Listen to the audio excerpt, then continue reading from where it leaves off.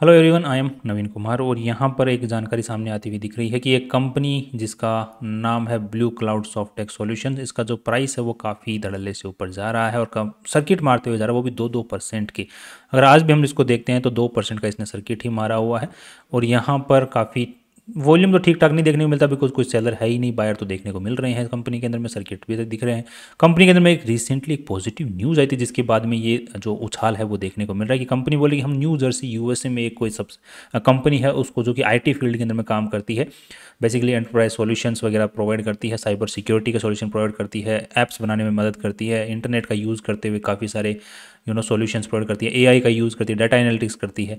तो इस फील्ड के पर्टिकुलर आईटी सेक्टर के फील्ड में, एआई के फील्ड में, डाटा सिक्योरिटी के फील्ड में कंपनी काम करती है, उसको हम एक्वायर करने वाले हैं, वो भी 750 करोड़ रुपए दे करके, राइट।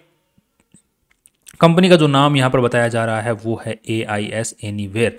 एंड यहाँ पर देखने वाला कंपनी बोल रही है कि जो जिस कंपनी को हम एक्वायर करने वाले हैं वो उसने $84 मिलियन का यहाँ पर रेवेन्यू जनरेट किया था 2024 में, और उससे पहले भी काफ़ी अच्छा खासा रेवेन्यू जनरेट और ग्रोथ देखने को मिल रही है। That's okay, that's fine, that's great, right.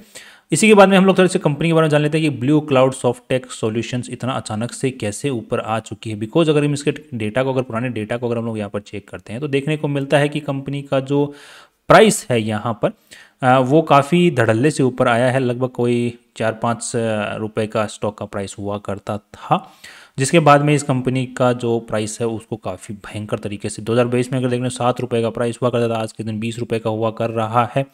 But main concern वो नहीं है, मेन कंसर्न दूसरा है। मेन कंसर्न ये है कि इसका प्राइस, स्टॉक का जो प्राइस है वो तो 6-7 रुपये के आसपास में हुआ करता था। बेसिकली अगर देखा जाए तो स्प्लिट से पहले और शेयर्स जारी करने से पहले इसका प्राइस कुछ और ही हुआ करता था, बट वो अलग बात है। बट यहाँ पर जो मेन जो यहाँ पर कि इसका प्राइस क्या हुआ करता था, तो यह 10-15-20 करोड़ रुपए की कंपनी हुआ करती थी। किस तरीके से इसकी जो वैल्यू लगाई गई थी वो 10-15-20 करोड़ के आसपास में इसकी वैल्यू लगाई गई थी। बिकॉज कैसे यहाँ पर देखने को मिल रहा है कि कंपनी ने एक्वायर किए हैं शेयर्स किस प्राइस के ऊपर में, तो यहाँ पर उस चीज़ की देखने मिलेगी 4,25,76,600 रुपये में इस कंपनी ने 1,41,00,000 शेयर्स पुराने जो प्रमोटर्स हैं उससे खरीदे। अब किसने खरीदे, यहाँ पर यूज बेसिकली देखा जाए तो 3 नए लोगों ने इस कंपनी को खरीदा है, जिसमें अगर आप लोग अगर नाम ढूंढना है तो नाम यहाँ पर आप लोग देख सकते हैं, एक्वायरर 1, एक्वायरर 2 एंड एक्वायरर 3 देखने को आपको यहाँ पर मिल रहा है, जिसमें जो मेन नाम आ रहा है वो आ रहा है जानकी यारलगादा। नाम मैं सही से नहीं पढ़ पा रहा हूँ, but Janaki, I would call the name Janaki ji. तो यहाँ पर 3 हैं जिसमें ये 3 नाम जो इस कंपनी को एक्वायर करते हैं, और बेसिकली देखा जाए तो 3 रुपये पर शेयर के हिसाब से इन्होंने जो है वैल्यू यहाँ पर लगाई थी। तो यहाँ पर 1,41,92,000 जो शेयर्स हैं उनकी वैल्यू जो कि इन्होंने 4,25,00,000 रुपये ही दिए थे। तो जैसे बेसिकली देखा जाए तो यहाँ पर कितने 42, तो लगभग 3 रुपये पर शेयर के आसपास में इन्होंने वैल्यू लगाई थी। तो उसी हिसाब से अगर देखें तो उस वक्त जो टोटल नंबर ऑफ शेयर्स जो हुआ करते थे वो लगभग 5-6 करोड़ के आसपास में हुआ करते, जिसकी बेसिस पे मैंने वैल्यू लगाई कि टोटल नंबर ऑफ शेयर्स को मल्टीप्लाई कर दो, जो वैल्यू लगाई है उसके साथ में, तो इन्होंने जो पूरी कंपनी की जो वैल्यू लगा के खरीदी थी वो 15-20 करोड़ के आसपास में ही वैल्यू लगा के इन्होंने कंपनी को खरीद लिया, एक्वायर कर लिया। यहाँ पर इन्होंने जो है ओपन ऑफर, यूजुअली का सेबी का एक रूल कहता है कि कोई भी कंपनी जिसमें 25% मालिकाना हक आता है तो उसके बाद में पब्लिक को भी एक ऑफर देना ज़रूरी है। तो इन्होंने 17 फरवरी को ओपन ऑफर निकाला जिसमें पूरी इन्फॉर्मेशन इन्होंने दी थी। तो पब्लिक को भी ऑफर दिया था 3 रुपये पर शेयर में बेचने का, तो वहाँ पर जो स्टॉक प्राइस है वो अलग चल रहा था मार्केट में, तो पब्लिक ने इनको शेयर्स नहीं बेचे। तो यहाँ पर 2 काम हुए, एक तो कंपनी को खरीदा गया और दूसरा एक काम और हुआ कि उस वक्त भी एक न्यू जर्सी उसी एड्रेस के ऊपर वहीं उसी बिल्डिंग के अंदर में एक दूसरी कंपनी थी जिसका नाम जो है यहाँ पर आपको देखने को मिलेगा IT कॉर्प्स। इस कंपनी को भी खरीदा गया, मतलब इन्होंने इस कंपनी क्या नाम है ब्लू क्लाउड सॉफ्टटेक सॉल्यूशंस को तो खरीदा ही इन 3 लोगों ने, साथ में ही इन 3 लोगों ने इस कंपनी के शेयर्स उस कंपनी के मालिकों को भी दे दिया। यूएस की जो कंपनी थी उस कंपनी के मालिकों को भी इस कंपनी के शेयर्स दे दिए, और उस जो यूएस वाली कंपनी है उसको इस कंपनी की सब्सिडरी बना दिया गया।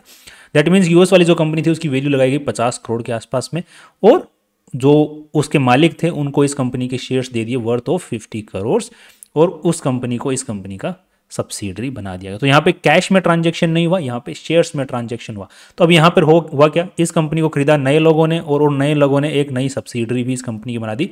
और वो जो सब्सिडरी यूएस वाली थी उसके मालिक लोग कौन थे, मेनली जिन्होंने इस कंपनी को खरीदा वही उस सब्सिडरी के मालिक थे। तो कोई दिक्कत नहीं है, उन्होंने आपस में ही पूरा का पूरा एग्रीमेंट कर लिया, राइट। तो अब पूरा अब नया सिनेरियो क्या बना, एक सब्सिडरी जो कि यूएस में और एक ये ब्लू क्लाउड सॉफ्टटेक सॉल्यूशन जो कि आईटी सेक्टर की कंपनी है, और दोनों आईटी सेक्टर की कंपनी है। जो एक्वायर की 2023 फरवरी में वो भी आईटी सेक्टर, ये भी आईटी सेक्टर की। उसके बाद में चीज़ें ठीक चलने लगी। अगर हम लोग देखते हैं यहाँ पर तो फरवरी 2023 के बाद में कंपनी का जो रेवेन्यू है वो ठीक ठाक तरीके से बढ़ने लगा, क्योंकि स्टैंडअलोन बेसिस पे अगर आप लोग चेक करते हो तो यहाँ पर उससे पहले कोई भी रेवेन्यू जनरेट नहीं कर रही थी कंपनी, बंद पड़ी थी बिल्कुल। अब यहाँ पर देखते हैं तो अचानक मार्च 2023 के अंदर में, क्योंकि फरवरी 2023 में तो एक्वायर किया, तो उसके बाद में अच्छा खासा रेवेन्यू यहाँ पर जनरेट होने लगा, नेट प्रॉफिट्स भी आने लगे। नेट प्रॉफिट्स रेवेन्यू अच्छा खासा इंक्रीज होने लगा, but company net profits 1 crore he generate करने लगी। 1 करोड़ के ऊपर पिछले 1 साल तक कुछ बढ़ा ही नहीं। उसके बाद में फिर कंपनी जो है कंसोलिडेटेड, अब यहाँ पर देखने को मिल रहा है लेटेस्ट डेटा। अब क्योंकि ज़्यादा बड़ा वीडियो हो जाएगा, उससे बेटर है कि हम लोग फटाफट इसको आगे बढ़ाएं। नेक्स्ट यहाँ पे देखने को मिल रहा है कि कंपनी, ये तो है स्टैंडअलोन रिजल्ट हम लोग देखते हैं तो कंपनी की हम बात करें, that is blue cloud Softtech जो कि इंडिया वाली कंपनी है, राइट। इसमें सब्सिडरी जो कंपनी यूएस वाली, उसका रिजल्ट यहाँ पे नहीं दिखाया गया, उसका क्या रेवेन्यू हुआ, उसका क्या प्रॉफिट हुआ, उसको यहाँ पर इंक्लूड नहीं किया जाता। स्टैंडअलोन कंसोलिडेटेड में जैसे हम लोग कन्वर्ट कर देते हैं तो यहाँ पर देखने को मिलता है कि कंपनी सितंबर 2024 में 235 करोड़ का टोटल कंपनी का रेवेन्यू हुआ है, जबकि इंडिया वाली कंपनी का देखने को मिल रहा है 121 करोड़। तो लगभग देखने को मिल रहा है कि इंडिया वाली कंपनी आधा रेवेन्यू कर रही है और आधा रेवेन्यू जो है यूएस वाली कंपनी कर रही है। दिसंबर 2024 के रिजल्ट को देखो तो यहाँ पर इंडिया वाली कंपनी ने 127 करोड़ का रेवेन्यू किया और दोनों कंपनियों ने मिला के 147 करोड़ का रेवेन्यू किया। दैट मीन्स कि यूएस वाली कंपनी ने सिर्फ 20 करोड़ का रेवेन्यू किया। तो क्वार्टर ऑन क्वार्टर अगर हम लोग देखते हैं तो यहाँ पर काफ़ी भयंकर रिडक्शन देखने को मिल रहा है, जो कि यूएस वाली सब्सिडरी जिसको खरीदा था, जिसका नाम क्या था यहाँ पर, आईटी कॉर्प्स। ठीक है, तो हालत अच्छी सुधरी हुई चल रही थी, कोई दिक्कत नहीं थी, रेवेन्यू बहुत अच्छे खासे तरीके से बढ़ रहे थे, कंपनी दोनों मिला के धड़ल्ले से फोड़ रही थी, नेट प्रॉफिट्स भी अच्छे खासे निकाल ले रही थी, जिसकी वजह से कंपनी का जो स्टॉक प्राइस है वो भी अच्छा खासा ऊपर की तरफ में चल रहा था। बट रिसेंट डेटा के अकॉर्डिंग जो है यहाँ पर यूएस वाली सब्सिडरी जो रेवेन्यू जनरेट कर रही है वो ठीक ठाक नहीं कर रही थी। अब यहाँ पर भी अगेन देखने को मिल रहा है 184 करोड़ जो कि अभी मार्च का जो रिजल्ट आया है उसमें भी कुछ खास रेवेन्यू देखने को नहीं मिल रहा है यूएस वाली जो कंपनी है उसके द्वारा। अब एक चीज़ और, यहाँ पर एक चीज़ और देखने मिले, बैलेंस शीट को अगर हम लोग चेक करते हैं यहाँ पर तो मार्च 2025 का यहाँ पर डेटा हमारे सामने आ चुका है। तो इसके डेटा के अकॉर्डिंग 245 करोड़ रुपीज़ का यहाँ पर वो देखने को मिल रहा है, that is trade receivables, and 351 crore की यहाँ पर वैल्यू नजर आ रही है। दैट मीन्स कंपनी की जितना भी नेट प्रॉफिट या रेवेन्यू जनरेट कर रही है एज ए कैश कंपनी के पास में नहीं आ रहा है। जितनी भी रिसिप्ट्स कंपनी काट रही है वो रिसिप्ट ही रह जा रही हैं, उनका पेमेंट जो है कंपनी के पास में नहीं आ रहा है। अब यहाँ पर देख रहे हो कि यहाँ पर कंपनी रेवेन्यू बहुत अच्छा जनरेट कर रही है। अगर यहाँ पर हम लोग देखते हैं तो 797 करोड़ का रेवेन्यू जनरेट किया, जिसमें से 70 करोड़ का एबिटा निकाला है कंपनी ने और नेट प्रॉफिट्स निकाल लिए 44 करोड़। और यहाँ पर अगर हम लोग चेक करते हैं तो कंपनी का ट्रेड रिसीवेबल्स 104 करोड़ से 150 करोड़ से बढ़ चुका है, जबकि नेट प्रॉफिट जो है 44 CR ही है। कैश फ्लो अगर ऐसे इस टाइप की कंपनियों के अंदर में यूजुअली कैश फ्लो की हालत खराब ही रहती है, जैसे कि यहाँ पर बनी हुई है, राइट। अब हो क्या रहा है, अभी रिसेंट डेटा क्या हो रहा है, तो ये तो हालत थी कंपनी के अंदर में सुधार आया रेवेन्यू में, बट नेट प्रॉफिट्स में नेट प्रॉफिट्स में भी सुधार आया, बट कंपनी के पास में कैश फिर भी नहीं आ रहा है। इस पूरे खेल में हुआ क्या है। अब नेक्स्ट यहाँ पर अगर हम लोग एक चीज़ और देखते हैं तो दैट इज दिस वन कि अब रिसेंट जो डेवलपमेंट क्या हो रहा है, रिसेंट डेवलपमेंट ही मेन चीज़ है। एक सेकेंड में आपको दिखा देता हूँ आफ्टर कंडीशन, ठीक है। तो हमने कंडीशन देखी कि नया बिगिनिंग, नया शुरुआत कंपनी का हुआ, कितना डेवलपमेंट हुआ, किस तरीके से डेवलपमेंट देखना। अब अभी जो नया अपडेट है वो ये है कि कंपनी जो है नई एक्वायरमेंट कर रही है AIS एनीवेयर को खरीदने के बारे में बोल रही है। अब हमने सोचा कि चलो एक बार थोड़ा सा देखते हैं कि AIS एनीवेयर क्या है, कब खुली है, इसके बारे में थोड़ी इन्फॉर्मेशन जुटाई जाए। तो राइट, तो हमने देखने की कोशिश किया तो यहाँ पर हमें सिर्फ एक प्लेटफॉर्म मिला जहाँ पर इसकी इन्फॉर्मेशन हमें ज़्यादातर देखने को मिली, दैट इज pitchbook.com नाम से एक वेबसाइट है, उस पर यूजुअली कंपनियों की इन्फॉर्मेशन होती है। यहाँ पर देखने मिली कि 2014 में इस कंपनी को खड़ा किया गया था, ठीक है। प्राइवेट इसका स्टेटस है, दैट मीन्स और मर्जर एंड एक्विजिशन के लिए अभी अनाउंस किया गया है, जो कि अभी अनाउंस किया गया है, क्योंकि अभी तो 4-5 दिन पहले तो अनाउंसमेंट हुई है कि इसको हम लोग खरीदने वाले हैं। और मेरे को तो ये समझ नहीं आ रहा पिच बुक के अंदर इतना फास्ट कैसे अपडेट हो जा रही है हर चीज़। क्योंकि यूजुअली जो वेबसाइट्स होती हैं उनको टाइम लगता है इस टाइप की जो इन्फॉर्मेशंस होती हैं उनको अपडेट करने में, बट यहाँ पर बहुत फास्ट तरीके से अपडेट हो रहा है। हमने थोड़ा सा और चेक करने का कोशिश किया कि दैट इज़ कि पिच बुक की यहाँ पर जो AIS एनीवेयर की जो इन्फॉर्मेशन है यहाँ पर देखने मिली, उसमें एक वेबसाइट भी का डिस्क्रिप्शन भी है। उस वेबसाइट पे गए तो यहाँ पर देखने मिला कि ये वेबसाइट है कंपनी की, और काफ़ी अच्छा खासा यहाँ पर वेबसाइट बनाया हुआ है, काफ़ी अच्छे खासे इनके पास में एड्रेसेस वगैरह इनको उन्होंने यहाँ पर डाल रखे हैं। हमने कोशिश किया कि इन एड्रेसेस के ऊपर में जा कर के जो गूगल स्ट्रीट व्यू जो होता है उससे चेक किया जाए कहीं नाम वाम हमें कुछ मिल जाए, तो हमें कुछ खास देखने को नहीं मिला, बिकॉज अब US का डेटा है, वहाँ पे किस तरीके से बाहर नाम लिखा हुआ भी होता है या नहीं होता, बिकॉज इंडिया में तो हर कंपनी के बाहर एक बिल्डिंग बोर्ड लगा रहता है, सब कुछ ऑफिस वगैरह कितने ऑफिस हैं वगैरह सब होता है। तो अब US में तो ऐसा कुछ है नहीं, तो but still we tried to see but we couldn't find anything. अब देख लेते हैं कि अब ये जो AIS एनीवेयर है जो कंपनी है, अब यहाँ पे एक चीज़ आप एड्रेस देखना इस कंपनी का, इसका एड्रेस है 510 Thornall street and Edison New Jersey, right. ये सेम वही एड्रेस है जो कि इस कंपनी ने एक्वायर किया था एक सब्सिडरी को जब उन्होंने उस कंपनी को खरीदा था, IT कॉर्प्स को खरीदा था। इसका भी अगर आप लोग एड्रेस चेक करोगे यहाँ पर तो ये भी बिल्कुल सेम ही एड्रेस है। यहाँ पर देख दो उन्होंने 10 थ्रोनोल स्ट्रीट, ये भी सेम उसी एड्रेस के ऊपर में। इसका जैसे रेवेन्यू कम होता चला जाता है उतने में कंपनी अनाउंसमेंट करती है कि उसी एड्रेस के ऊपर हमारी एक और सब्सिडरी है जी, उसको हम खरीदने वाले हैं। अब ध्यान रखिए वो जो उस कंपनी को जब खरीदा गया था अपनी सब्सिडरी बनाने के लिए, उसमें भी जो कंपनी के ब्लूसॉफ्ट के जो नए प्रमोटर वगैरह आए हैं वही उस कंपनी के मालिक थे। और इस सब्सिडरी को भी जब खरीद रहे हैं AIS एनीवेयर को, इसमें भी जो मालिक लोग हैं वो कौन है, अगेन जो प्रमोटर्स हैं वही इस कंपनी के मालिक लोग हैं, एंड वही मालिक लोग हैं उसी परसेंटेज में मालिक, उसी परसेंटेज में कहूँगा ये तो मेरा गलत होगा कहना, उसी परसेंटेज में तो नहीं है बट अच्छे खासे मालिक लोग। अगर यहाँ पर लोग देखते हैं तो यहाँ पर देखने को मिल रहा है कि उसमें भी कोई भी पेमेंट कैश में नहीं किया गया था, सिर्फ शेयर्स का ट्रांसफर, शेयर स्वैप हुआ था। यहाँ पे भी इस सब्सिडरी को भी खरीदने के लिए सिर्फ शेयर्स में ही स्वैप किया जा रहा है। यहाँ पर देख रहे हैं जानकी जी के पास में 44% स्टेक है जिस कंपनी को ये खरीदने वाले हैं। तो यहाँ पर जो भी ट्रांजैक्शन है ये शेयर्स में हो जा रहा है। तो दैट मीन्स कि कंपनी की आज के दिन अगर जानकी जी अगर बात की जाती है तो जानकी जी के पास में आज के दिन लगभग 33% मालिकाना हक है कंपनी का। और ये जैसे ही उस सब्सिडरी को खरीद लेंगे तो जानकी जी को नए शेयर्स जारी होंगे, पैसे तो मिलेंगे नहीं, शेयर्स मिलेंगे, तो इनके पास में लगभग 46% के आसपास में मालिकाना हक आ जाएगा आफ्टर दिस होल ट्रांजेक्शन। अब ये कौन तो सब्सिडरीज हैं, कब की खोली हुई है, तो अब हमें देखने को मिल रहा है कि AIS सॉफ्टवेयर पिच बुक के हिसाब से हमें देखने को मिल रहा है कि 2014 में खुली हुई है। तो इनका ट्रैक रिकॉर्ड होना चाहिए उस वेबसाइट का, तो इनके पास में वेबसाइट भी अच्छी खासी है। बट हमने एक बार चेक किया कि AISanywhere.ai जो ये वेबसाइट जो ये डोमेन है ये कब का बना हुआ है, इसके कोई पास्ट का जो मतलब ट्रैक रिकॉर्ड को देखते हैं तो वो हमने एक बार देखने का कोशिश किया यहाँ पर, तो कोई ट्रैक रिकॉर्ड हमें मिला ही नहीं।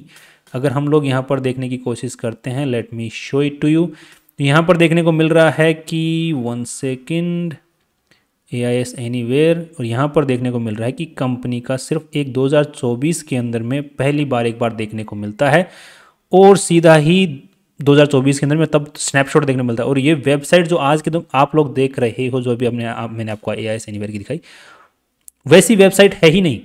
ये जब 2024 में थी तो इस टाइप की वेबसाइट थी ये, जो कि एक रफ, जिसको हम बोलते हैं रफ वेबसाइट, जिसका कंप्लीटली काम भी अधूरा पड़ा हुआ है, वर्डप्रेस में बनी हुई है, एंड इस टाइप की वेबसाइट ये थी, और इसमें कहीं पर भी कुछ भी नहीं है।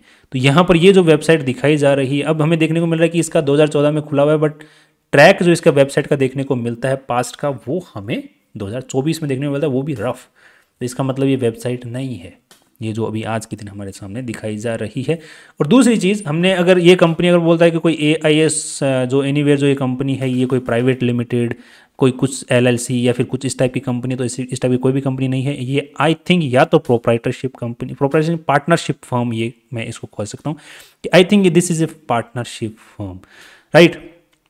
अब इसका कोई ट्रैक रिकॉर्ड गवर्नमेंट वेबसाइट होती है वहाँ पर तो देखने को मिलता नहीं है।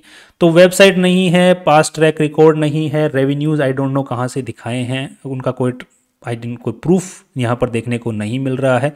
एंड US बेस्ड कंपनी है ये सब्सिडी जिसको हम खरीदने की बात कर रहे हैं, तो कोई ट्रैक रिकॉर्ड नहीं है। और पास्ट का जो डेटा है उसके हिसाब से दोनों सब्सिडी जो कंपनी की होने वाली हैं वो एक ही एड्रेस पे होने वाली हैं।